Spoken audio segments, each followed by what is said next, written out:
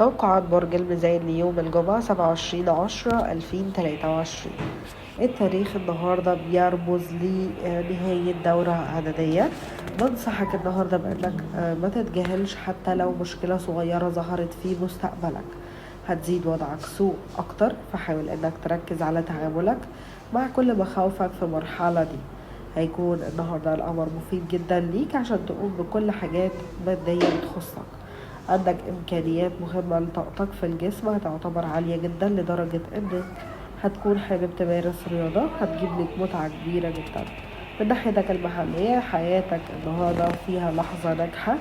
القمر هيبقى في برج الحمل بيخلي الناس أكتر تنظيم وجمع عشان تتمكن من إنك تسوي كل القضايا الاقتصادية. ما تحاولش توفر في أجازتك لأنك بتستحق أجازة فخرة حتى لو ما كانتش هناك فرصة عشان تمشي لرحلة. هتبتدي تتعرف على مقترحات وكالات سفر فيها عروض حلوة.